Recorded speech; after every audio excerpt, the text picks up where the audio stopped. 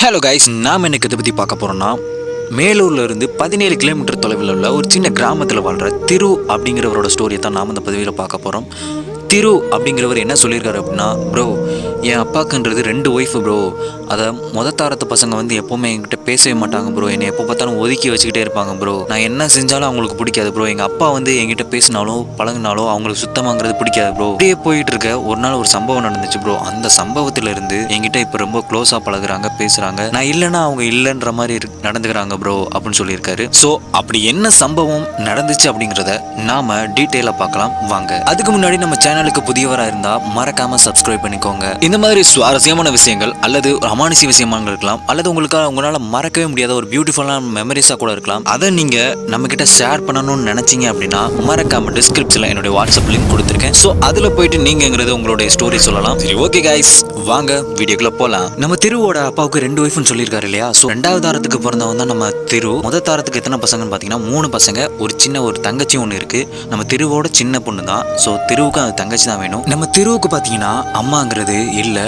So அப்பா மட்டும்தான். இது போக அந்த தாரம் இருக்காங்க பார்த்தீங்களா, அவங்கங்கிறது நம்ம திருவை ரொம்பவே பாசம் காட்ட மாட்டாங்க.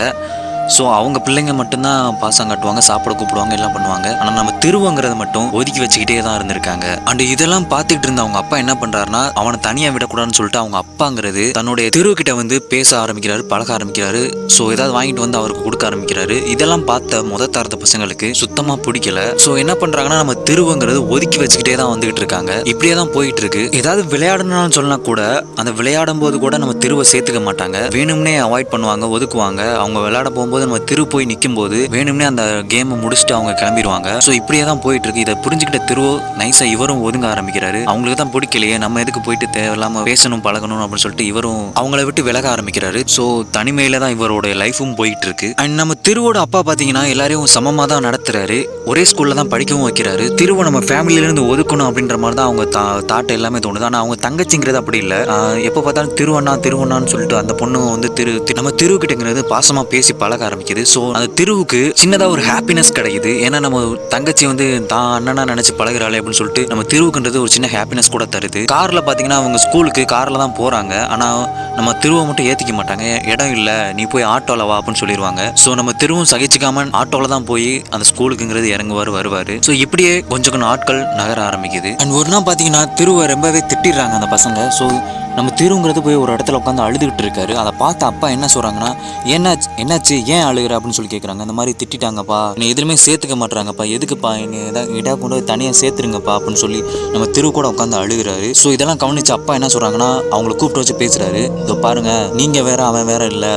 அவன் வேணா 2ஆம் தாரத்துக்கு பிறந்திருக்கலாம், ஆனால் அவனும் ஒரு பையன் தான். அவன் உங்களில் ஒருத்தன் தான். ஸோ இனிமே அவனையும் விளையாட்டில் சேர்த்துக்கோங்க அப்படின்னு சொல்லிட்டு அவங்க அப்பா ஸ்ட்ரிக்டாக சொல்லிட்டு போனனால அந்த பசங்களும் கூடி நின்று பேசுகிறாங்க. டேய், அப்பா சொல்கிற மாதிரி அவனையும் சேர்த்துக்கலாம்டா, ஆனால் அவனை பந்து மட்டும் பொறுக்கி போட வச்சுக்கலாம்டா அப்படின்னு சொல்லி அவங்க மூத்த பையங்கிறது சொல்கிறாரு. அதுவும் நல்ல ஐடியா தான், இவன் அதுக்காக யூஸ் ஆவான்ல அப்படின்னு சொல்லிட்டு அவங்க சேர்த்துக்க ஆரம்பிக்கிறாங்க. அண்ட் அதுக்கப்புறம் பார்த்தீங்கன்னா திருவை கூப்பிட்டு விளையாட ஆரம்பிக்கிறாங்க.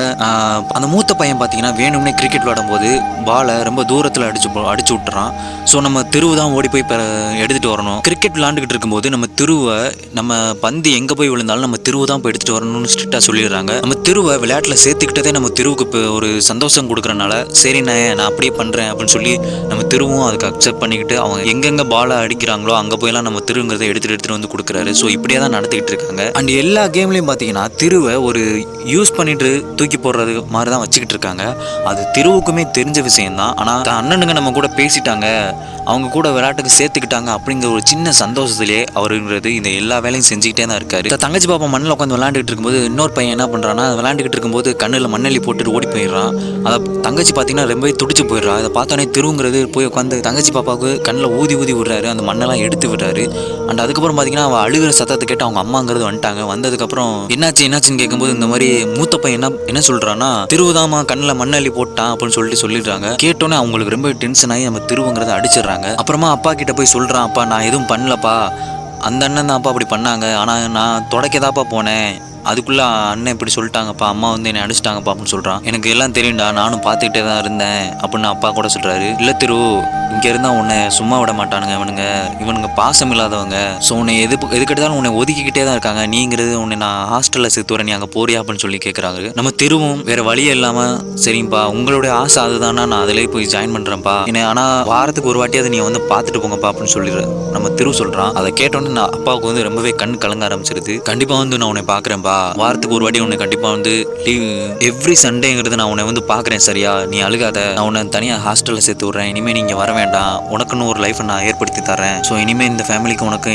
சம்மந்தமே வேண்டாம்ப்பா, இவங்க வந்து திருந்த மாட்டாங்க, இவ்வளோ ஒரு மெச்சூரிட்டி ஆனாலும் இவங்க திருந்த மாட்டாங்கப்பா. ஸோ நான் உன்னை ஹாஸ்டல்ல சேர்த்து விடுறேன், நீ அங்கே போயிட்டு உன்னுடைய படிப்பை கண்டினியூ பண்ணு, உன்னை நான் வந்து நல்ல வேலையில நான் சேர்த்து விடுறேன் அப்படின்னு அவங்க அப்பா கூட சொல்றாரு. சரிங்கப்பா அப்படின்ட்டு நம்ம திருவும் சொல்லி நம்ம திருவும் சரிங்கப்பான்னு சொல்லி தலையாட்டுறான். அண்ட் இந்த சம்பவம் நடந்த மறுநாள் பாத்தீங்கன்னா மறுபடியும் கிரிக்கெட் விளையாட கூப்பிடுறாங்க. நான் வரலனே அப்படின்னு சொல்றான். என்ன வரலன்னு சொல்ற, நீ வந்துதான் ஆகணும் அப்படின்னு சொல்லி மூத்த பையன் மிரட்டுறான். ஸோ அதை சரி நினைச்சு நான் வரேன் அப்படின்னு சொல்லிட்டு கிரிக்கெட் விளையாடுறாங்க. வேணும்னே பால்கனில போய் அந்த பையங்கிறது வேணும்னே பால்கனில பந்தை அடிச்சு விடுறான். ஸோ நம்ம திருவும் வேற வழி இல்லாம மேல மாடியில போய் ஏறிட்டு போய் அங்க இருந்து மறுபடியும் பாலை பொறுக்கி போட்டுக்கிட்டே இருக்கான். திரும்ப நம்ம அந்த மூத்த பையங்கிறது அந்த பால்கனிலே பந்து அடிச்சு விடுறான். ஸோ நம்ம திருவும் சலிக்காம போயிட்டு அங்க இருந்து எடுத்து போடுறாரு. அண்ட் அங்க இருந்து எடுத்து போடும் போதுதான் ஒரு விஷயத்த கவனிக்கிறாரு. தான் தங்கச்சி பாப்பா அங்க உட்காந்து விளையாண்டுகிட்டு இருக்கா.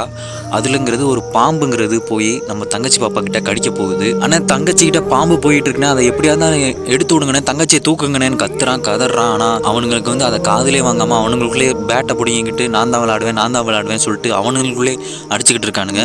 வேற வழி இல்லாம இவங்களை நம்பி ஒரு பிரோஜனம் இல்லை அப்படின்னு சொல்லிட்டு நம்ம தங்கச்சியை நாம தான் காப்பாற்றணும் அப்படின்னு சொல்லிட்டு நம்ம திரு என்ன பண்ணிடுறாரு, பால்கனில இருந்து குதிச்சிடுறாரு. அண்ட் குதிச்சதுக்கு அப்புறம் பாத்தீங்கன்னா அவருக்கு காலில் பயங்கரமா அடிபட்டுருது, காலை உடஞ்சிற நிலைமைக்கு ஆயிடுச்சு. ஸோ அப்படி இருந்தும் பல்ட்டி அடிச்சு உருண்டு போய் தன் தங்கச்சியை தூக்கிட்டு ஓடிடுறாரு. யாரோ கத்துறாங்கன்னு சொல்லிட்டு ஓடி வந்து அவங்க அம்மா என்ன பாக்குறாங்கன்னா அவங்க பால்கனில இருந்து விழுந்ததை பாக்குறாங்க. விழுந்ததை பார்த்தோன்னே எதுக்குமே விழுகிறான்னு சொல்லிட்டு பார்த்துட்டு இருக்காங்க. போய் பார்த்ததுக்கு அப்புறம் அவன் தங்கச்சியை தூக்குனதுக்கு அப்புறம் தான் தெரியுது அங்க ஒரு பாம்பு இருக்குன்றதே பாக்குறாங்க. அண்ட் அதுக்கப்புறம் பாத்தீங்கன்னா தன் தங்கச்சியை தூக்கிட்டு ஓடுறான். ஆனா அந்த பாம்பு வாழ மிதிச்சனால திருவுங்கிறது அதை கடிச்சிருது. மட்டுமே அவங்க அம்மா அங்க இருந்தே பாத்துட்டாங்க. சோ அதுக்கப்புறம் அவனை பார்த்து அவங்க அப்பாவுக்கு இன்ஃபார்ம் பண்ணி அப்புறம் ஹாஸ்பிட்டல் கூட்டி போயிட்டு திருவுன்றதை காப்பாத்திடுறாங்க. அப்புறமா தான் தெரியுது, அப்புறம் அவங்க அம்மா அப்பதான் புரிஞ்சுக்கிறாங்க தன் தங்கச்சி மேல இவனுங்களே இப்படி கேர் இல்லாம இருக்காங்க. ஆனா இந்த பையன் தனக்கு பால்கனில இருந்தே குதிச்சு தனக்கு என்ன ஆனாலும் பரவாயில்ல தங்கச்சியை காப்பாற்றணும்னு ஓடி போயிருக்கானேன்னு சொல்லிட்டு இப்பதான் அவங்க அம்மாவுக்கே அவன் மேல நம்ம திருவு மேல பாசமே வர ஆரம்பிக்குது. ஸோ அதுக்கப்புறம் பாத்தீங்கன்னா நம்ம திருவை ரொம்ப கேரிங்கா பாத்துக்கிறாங்க. அண்ட் அதுக்கப்புறம் அந்த பசங்களும் தன் தங்கச்சி மேல இப்படி பாசமா இருக்கானேன்னு சொல்லிட்டு அந்த பசங்களும் வந்து இன்வால்வ் ஆகுறாங்க. இப்பதான் நம்ம திருவை உண்மையா நேசிக்க ஆரம்பிக்கிறாங்க. ஆனா திருவு பாத்தீங்கன்னா அப்பா சொன்னதை நினைச்சுக்கிட்டே இருக்காரு. இவங்க இப்படிதான் பண்ணுவாங்க, நீ ஹாஸ்டல்ல போய் சேர்ந்துரு, உனக்கு நான் பாத்துக்கிறேன் அப்படின்னு சொன்னது ஞாபகம் வருது. ஸோ இனிமேலும் இவங்க இருந்தா இவங்களுக்கு மேலும் கஷ்டத்தை தான் தரும் அப்படின்னு சொல்லிட்டு நம்ம திருவு என்ன பண்றாரு, அப்பா சொன்ன மாதிரியே தன்னை ஹாஸ்டல்ல கொண்டு விட சொல்லிடுறாரு. அதுக்கப்புறம் பாத்தீங்கன்னா இவரும் கியூர் ஆனதுக்கு அப்புறம் வெளியே வந்துட்டு இந்த மாதிரி நான் ஹாஸ்டல் போறேன் அப்படின்னு சொல்லிட்டு சொல்றாரு. அதுக்கப்புறம் பாத்தீங்கன்னா இந்த ஹாஸ்டல் போற விஷயம் அவங்களுக்கு வீட்டுல இருக்கவங்க தெரியாது இல்லையா. ஸோ மறுநாள் பாத்தீங்கன்னா அவங்க அப்பா போய் அங்க ஹாஸ்டல்லையும் கூட்டி போய் சேர்த்து விட்டு வந்துடுறாரு. அண்ட் அதுக்கப்புறம் அவங்க அம்மா என்னைக்கும் தேடாதவங்க அவங்கள தேடுறாங்க. திரு எங்க போனா அப்படின்னு சொல்லிட்டு தேடிக்கிட்டே இருக்காங்க. அவன் எங்கேயுமே இல்ல. ஸோ அவங்க அப்பாட்ட சொல்றாரு, அவங்க அப்பா கிட்ட இந்த மாதிரி சொல்றாங்க, திரு எங்க போனா, அவனை நான் பார்க்கணும், எங்க இருக்கான் அப்படின்னு சொல்லி கேட்கறாங்க. இப்போ போய் எதுக்கு பாக்குற, அவன் மேல பாசம், அவன் உயிரை காப்பாத்தினால அவனுக்கு இப்ப மட்டும்தான் எங்க இருந்து இந்த பாசம் வந்துச்சு, அவன் போயிட்டான், இனிமே வரமாட்டான் அப்படின்னு சொல்லிடுறாரு. அதை கேட்டோன்னா அவங்களுக்கு ரொம்பவே ஃபீலிங் ஆயிடுது. ஏன்னா இவ்வளவு நாள் அவனை புரிஞ்சுக்காம இருந்தது ஏன் தப்பு தான், அவனையும் என் பிள்ளையா இருந்து நினைச்சுதான் வளர்த்துருக்கணும்.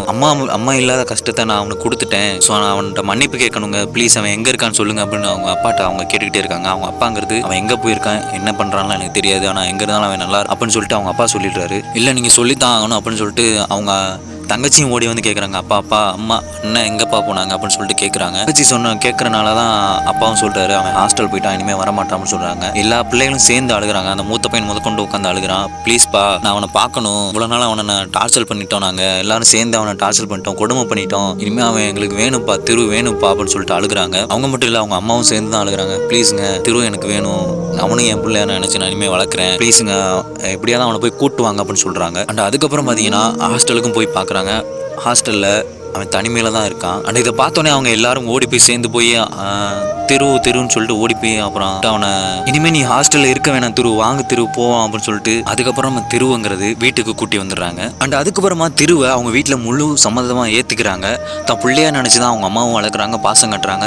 எப்போ பார்த்தாலும் திருன்னு தான் இப்போ சொல்லிட்டு அவங்கள பாசமாகவும் வளர்க்குறாங்க. திருவை பற்றி நல்லாவே புரிஞ்சுக்கிட்டாங்க. ஸோ திருவோட லைஃப் இப்போ நல்லா போய்கிட்டு இருக்கதா அவர் சொல்லியிருக்காரு. ஒரு சம்பவம் நடந்தனால தான் இப்படி ஒரு மாற்றம் நிகழ்ந்துச்சு ப்ரோ, இல்லைன்னா என்னை அப்படியே விட்டுருப்பாங்க ப்ரோ அப்படின்னு சொல்லி நம்ம திருவு தான் நம்ம கிட்ட சொல்லியிருக்காரு. அண்ட் இந்த விஷயம் நடந்தது பார்த்தீங்கன்னா 2012 நடந்திருக்கதா சொல்லியிருக்காரு. இப்போ அவங்க பசங்களை தேடுறாங்களோ இல்லையோ, ஆனால் என்னங்கிறது அவங்க கண்டிப்பாக தேடுவாங்க ப்ரோ, நான் இல்லாமல் அவங்களால இருக்க முடியல ப்ரோ அப்படின்னு சொல்லியிருக்காரு. ஸோ இது ஒன் ஆஃப் த என் லைஃப்பில் மறக்க முடியாத ஒரு மெமரிஸ் ப்ரோ, அதை நான் ஷேர் பண்ணணும்னு ஆசைப்பட்டேன் ப்ரோ அப்படின்னு சொல்லியிருக்காரு. ஸோ திருவோட ஃபேமிலியிலேருந்து நீங்கள் என்ன கற்றுக்கிட்டீங்க அப்படின்றத சொல்லுங்கள். அண்ட் உங்களுடைய கருத்தை மறக்காமல் கமெண்ட் பாக்ஸில் கமெண்ட் பண்ணிட்டு போயிருங்க. ஓகே காய்ஸ், அடுத்த வீடியோவில் மீண்டும் பார்க்கலாம். அது வரைக்கும் காத்திருங்க.